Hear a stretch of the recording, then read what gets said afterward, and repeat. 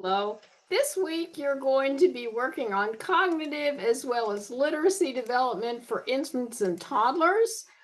You're going to read Trawick chapters 7 and 8. And then there are two interesting articles that are down here. So I included just two slides here. And again, normative development is something that's important to know about. If you have not had an infant or toddler in your own home, and if you have not taught in a program with infants and toddlers, you may not be aware of, general normative. What can I expect? So for the 12-month-old, here's what you can expect as far as cognitive development. And for the 24-month-old, here's what you can expect. There's a wide range of what to expect. So, don't try to nail it down too close to any particular age group. And especially with the language issue, that has an enormous range of development. I can tell you from my own family experience, almost everybody in my family talked by the time they were between 1 and 1.5. A whole family of very big talkers.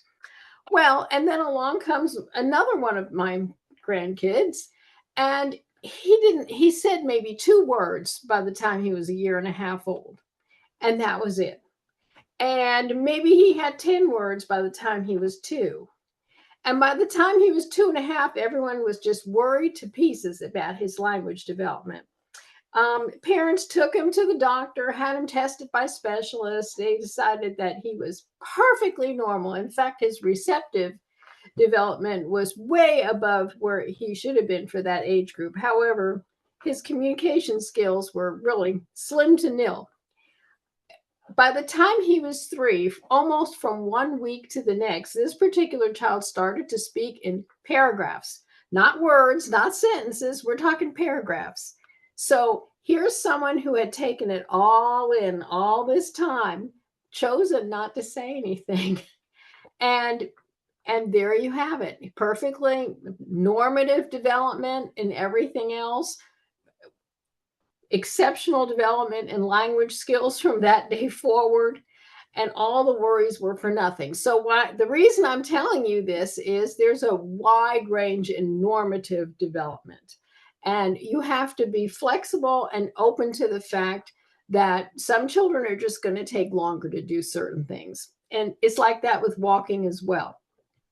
So that being said, it is important to follow up, though, and make sure that there are no physical issues if a child is not on what would be a normative track, such as, if a child's not talking, then take them for a hearing test, because you never know, they may have a hearing impairment. Okay. So that's all the lecture you're going to get from me.